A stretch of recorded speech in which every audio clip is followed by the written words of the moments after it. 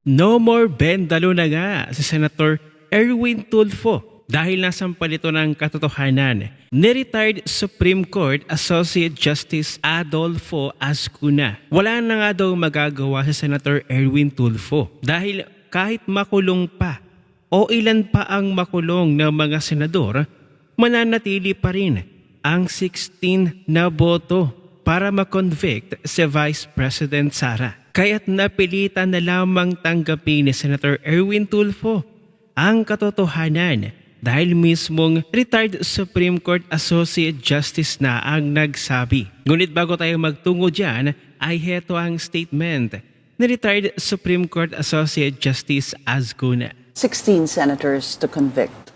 There was already a decision that you need 16 to convict the Vice President. What is your take on that? The 16 is based on 24 as members Senators. of the Senate at the present time.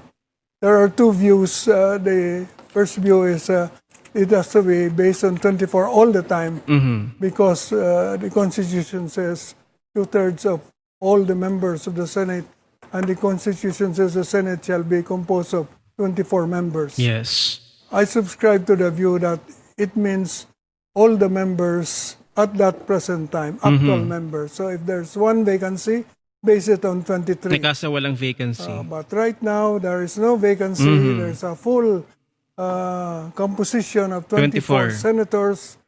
So the 2/3 would be 16, Ayun. regardless of whether or not the others are Regardless. able to attend because they are hiding or under detention. They are still senators and therefore part of the computation of the 2/3 voting threshold. So you still believe it's 16? 16 pa rin. Whether or not, as you mentioned a while ago, Senator Bato de la Rosa is hiding, Senator Jinggoy Estrada is in jail, and Senator Exactly. Dante Marcoleta as well. Oh. Kahit pa nakulong yung tatlo, hindi mababago ang ating nakasaad dun sa konstitusyon na 16 pa rin ang boto. Kahit pa yun ay nagtatago ang mga senador, kasi wala naman pong vacancy sa miyembro ng ating mga senador. Hindi rin naman sila nag-resign.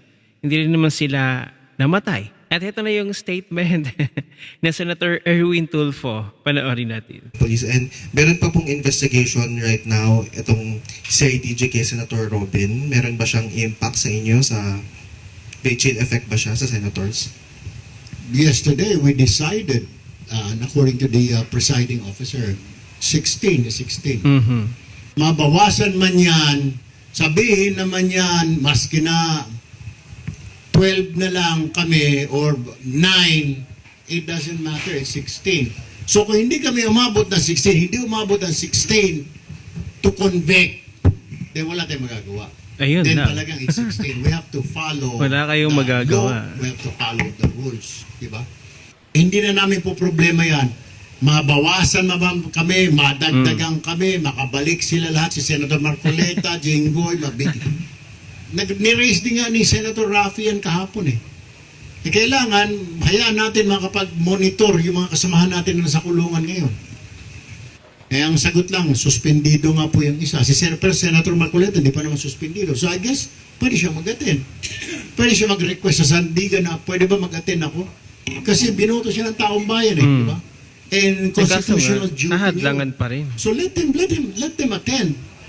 Hindi, ayaw nila. Eh, wala akong problema sa amin yun.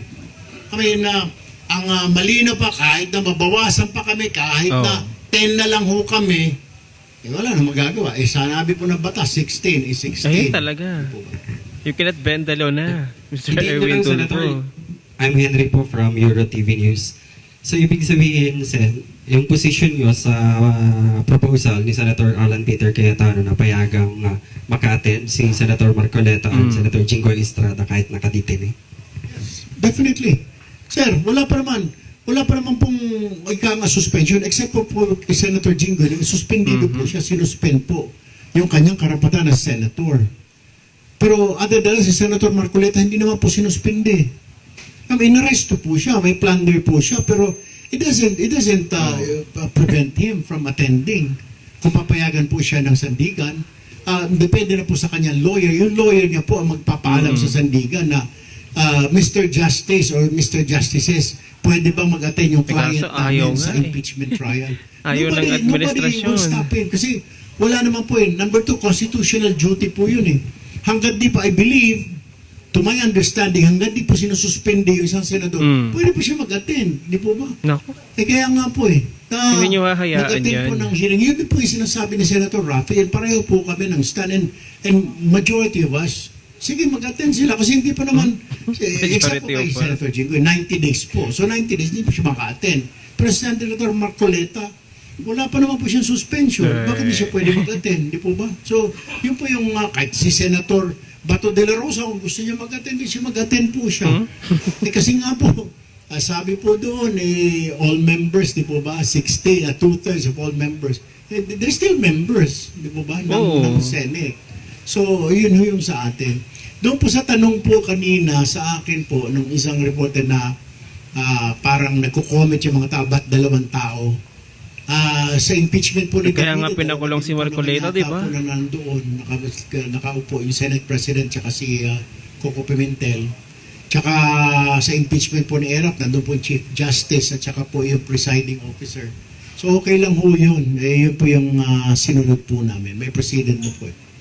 Sinasabi ni Senator Erwin Tulfo na pwede daw umattend sa Senator Marcoleta. Diyos ko, papayagan ba yan ng administrasyon ngayon? Kaya nga siya pinakulong para hindi siya makapagtanong ng masusi, ng masinsinan sa impeachment trial na ito sa mga prosecutors. Kung magtanong pa naman yan, talagang mangko-corner yan, mang-checkmate yan, Senator Dante Marcoleta. So ngayon, Senator Erwin Tulfo, tinanggap mo na yung 16 na boto para ma-convict si Vice President Sara. Siguro naman natauhan ka na kasi iba't ibang mga Supreme Court justices na ang nagsasalita at mga framers pa ng 1987 Constitution. Abi, huwag mong patunayan na talagang isa ka sa promotor ng pagbendalo. Kaya nga ngayon, nabansagan ka. Nabendalo. Kasi naaalala mo yung pahiring mo noon sa Blue Ribbon Committee. Nagsalita ka noon na sometimes you have to bend the law. Tapos pina-agree mo pa si Ombudsman Remulla. Abay, nag-yes naman. 2 na kayo ngayon na bend the law na tinatawag o binabansagan ng taong bayan. Kasi hindi kayo nagbe-base sa ating konstitusyon, kundi sa inyong nais lamang at kagustuhan na dapat masunod.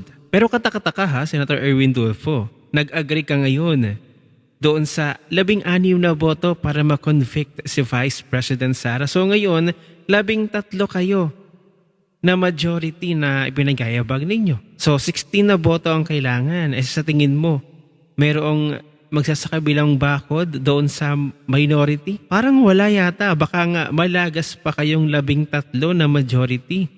Yung iba dyan ay hindi yata boboto para ma-convict si Vice President Sara. Hindi mo sure yung 13 dyan.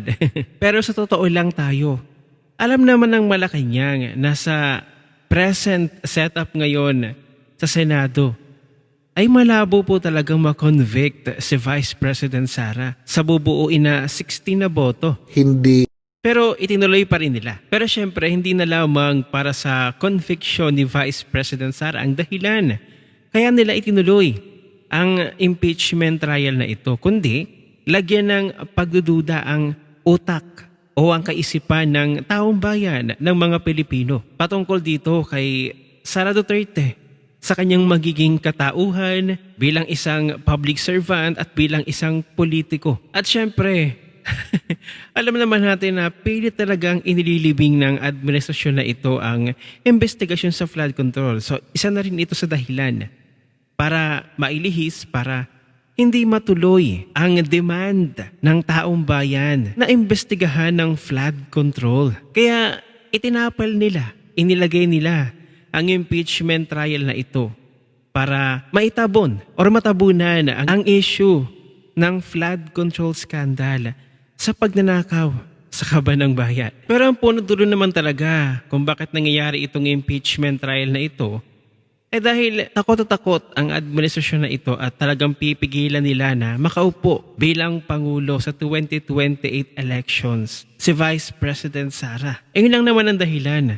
at talagang gagawin nila ang lahat. Huwag lang makaupo si VP Sara sa 2028 dahil napakalaki po talaga ng pananagutan ng administrasyong ito sa taong bayan. Yes, nakikita ko nga, ang mga Pilipino na lang talaga yung naghihintay na maging Pangulo si VP Sara dahil naghihintay sila na magpulasan ang tunay na mga magnanakaw sa administrasyon na ito. Ang mga magnanakaw sa pera ng taong bayan. Ano ang inyong opinion? I-share mo na ang video na ito. Mag-iwan ng comment at lagyan sa ibaba at magkita-kita ulit tayo sa susunod na video.